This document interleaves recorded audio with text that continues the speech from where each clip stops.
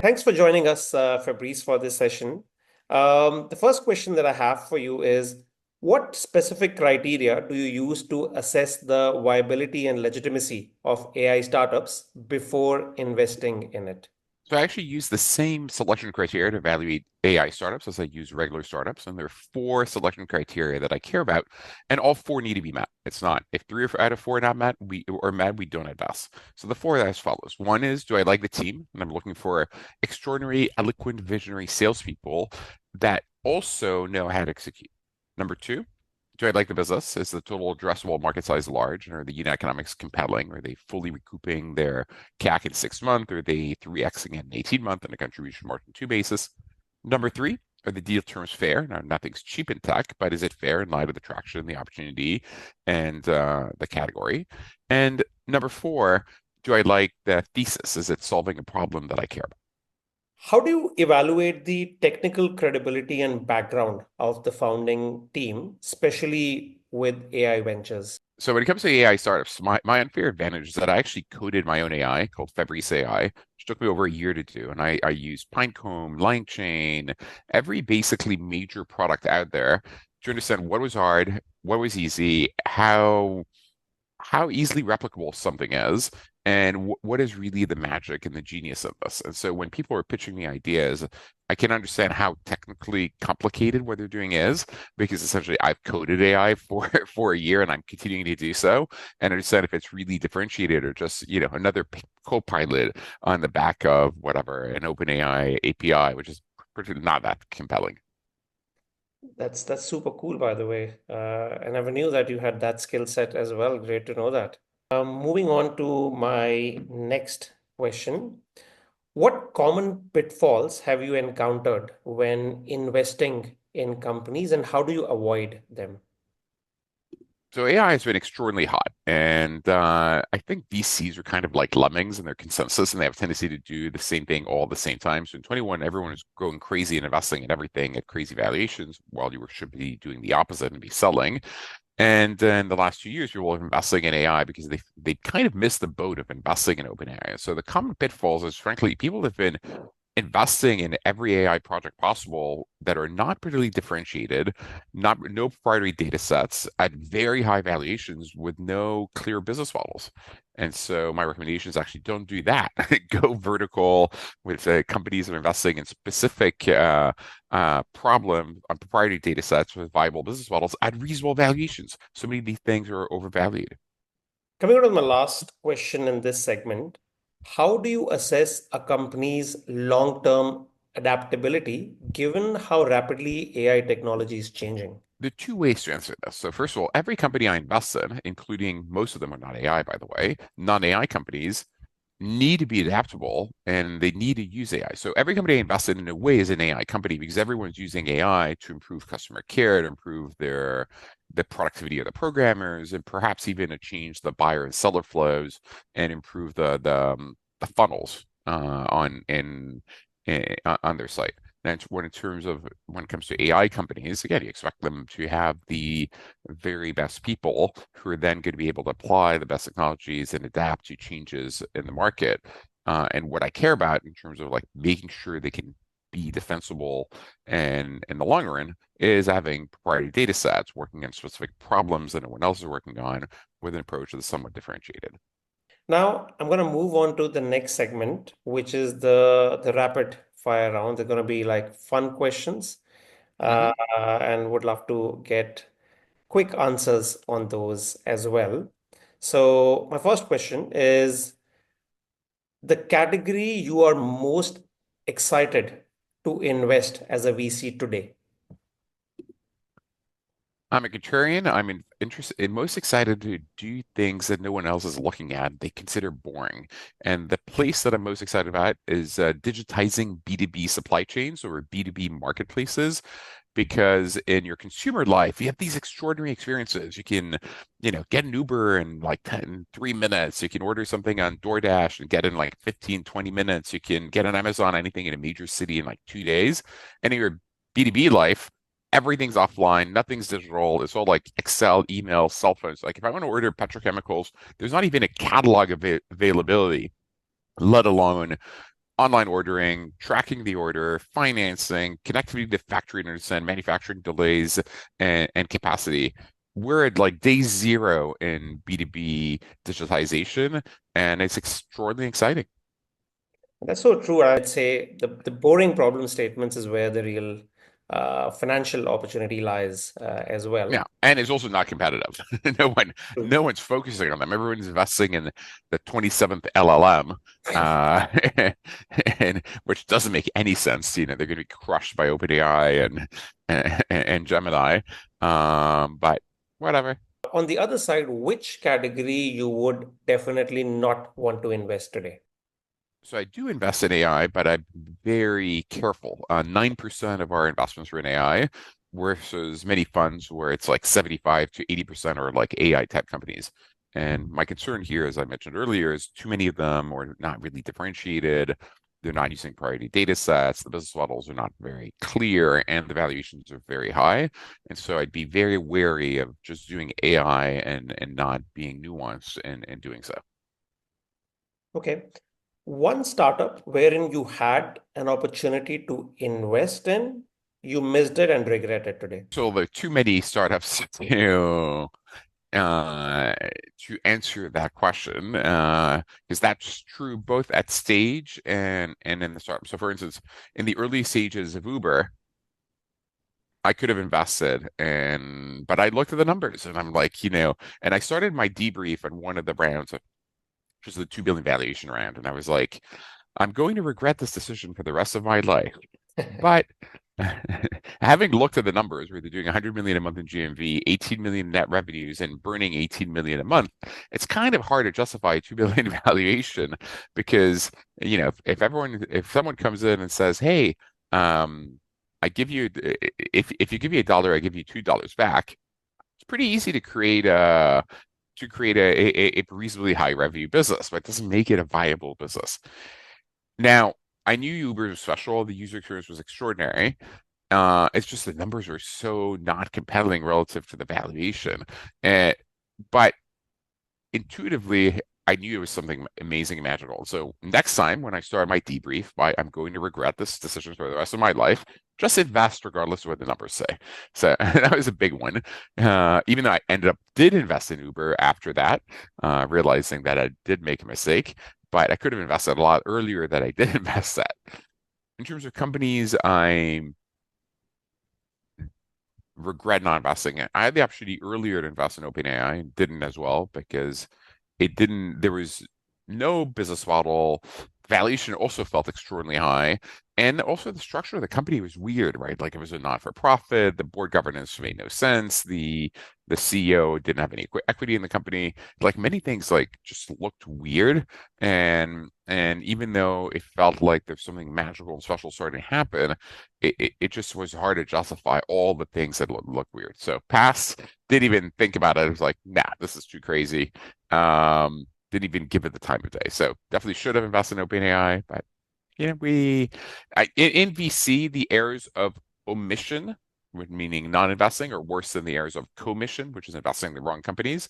So the company that you invest in that's wrong goes from 1 to 0, but the companies that you don't invest in that's right goes from 1 to 1,000. Yeah.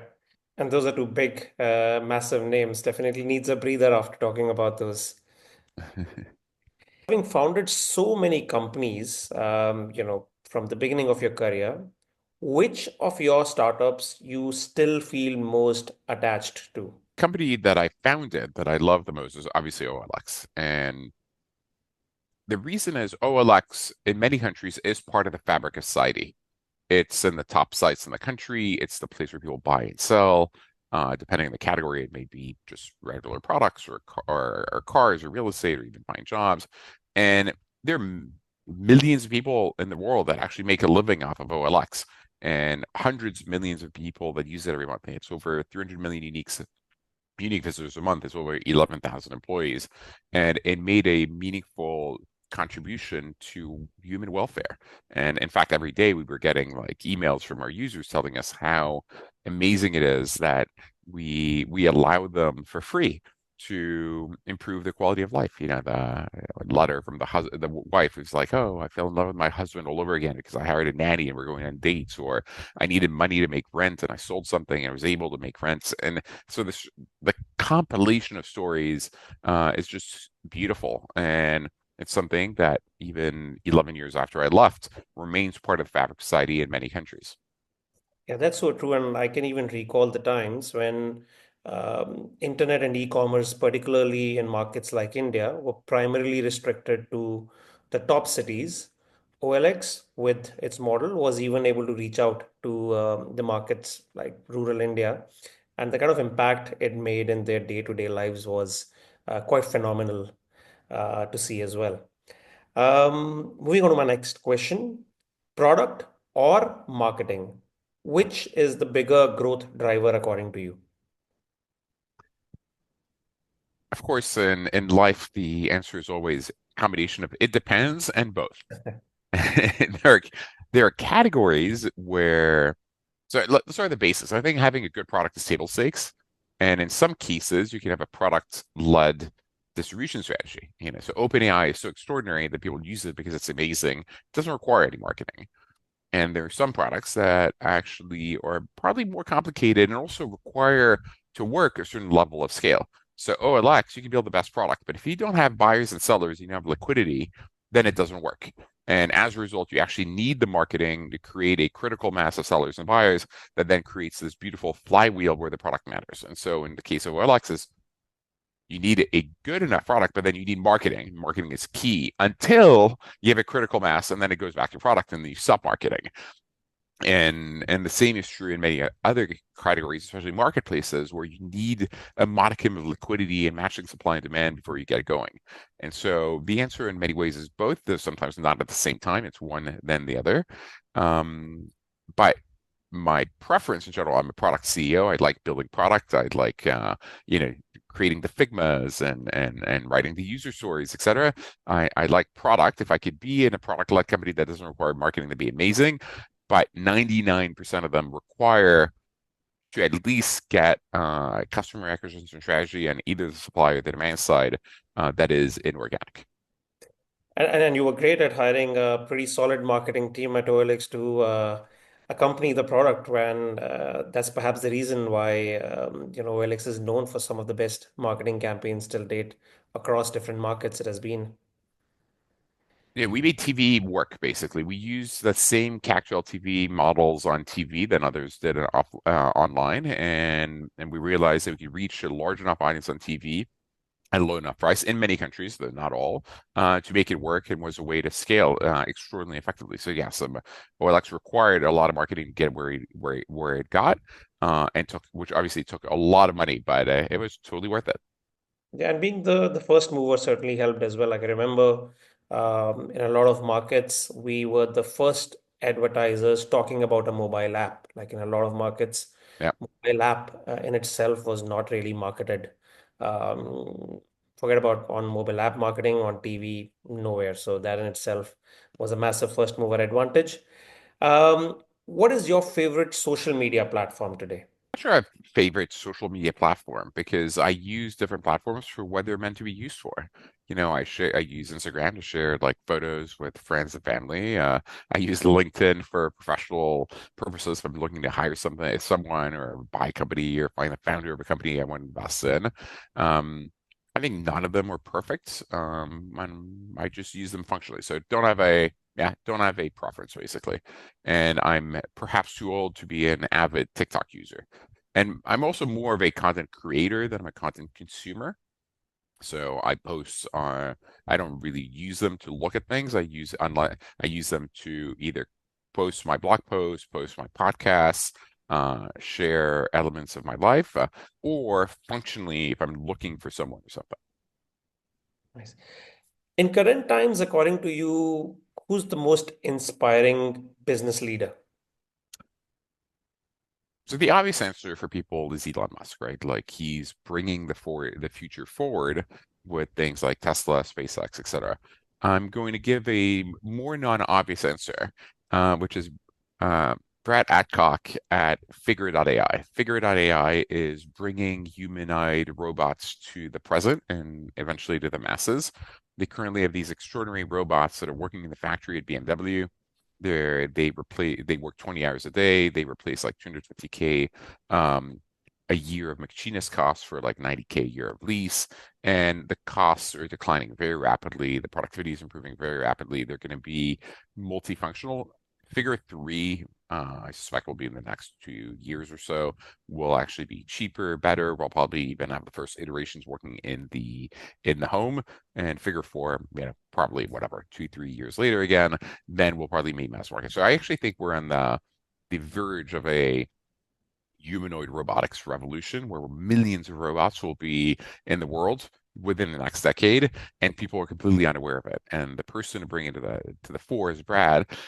He's created two successful startups before, and Boston Dynamics created all these amazing robots, but they're really an R&D lab. They're not meant to be commercialized. And he's brought the very best people from the various fields, from robotics to AI, et cetera, together to basically revolutionize and commercialize humanoid robots.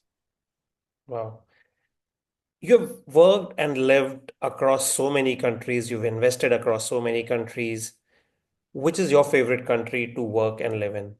I still love living and building and investing in the US. The American dream is still alive and real for people in tech, at least. And when I'm French originally, I was born in France, but in order to fulfill my lifelong ambitions, I had to go to the US to live the American dream, which is still possible to this day. And now that said, the country that probably is the most growth and the most interesting and that has seen the most interesting developments the last few years is India. Uh, Now, of course, it helps if you're Indian, but I do invest a lot in India as a result of that. So I love India from a opportunity perspective in terms of like ultimately it is going to be the largest market in the world, and so much needs to be done there. But given who I am, my comparative advantages, yeah, love New York, love the US. Lovely. Most memorable professional advice that was given to you in the early part of your career and by whom? Don't have any positive, memorable advice that was given to me in my early part of my career because I started building tech companies when I was 23 in 1998, and almost all the advice I got from more established gray-haired people was essentially wrong. It's like higher experienced managers. The problem is they all moved very slowly. They all wanted consensus. Um, yeah, move fast, break things, throw things on the wall, iterate. So no, I think I learned more by making mistakes and just executing than by advice I got from third parties. Literally, almost all the advice I got in the late '90s by the supposed gray hairs that was going to be advising me and helping me was literally it was 180 was completely wrong. Like the exact opposite of what the correct answer was. But I guess sometimes such advice even challenges you to really, challenge their notions and create something perhaps that people think is not feasible, and that essentially is the fun of creating and innovating and building new things. Yeah, I Um, mean, there's a saying, right? They didn't know it was impossible, so they went ahead and did it. The one piece of advice I would give to people that is viable is hire a very good CFO earlier than you think you need one. Just to make sure that you have you really understand your financial controls, your burden, how much cash you have, if you have debt, when are you breaking the covenants, et cetera. So it's not something you necessarily think as a product CEO who likes to, go big or go home, but it actually matters a lot. And by the time people typically hire a CFO, it's probably too late. They should have done it like 1 or 2 years earlier. Totally makes sense. With that, Fabrice, we can wrap up our session.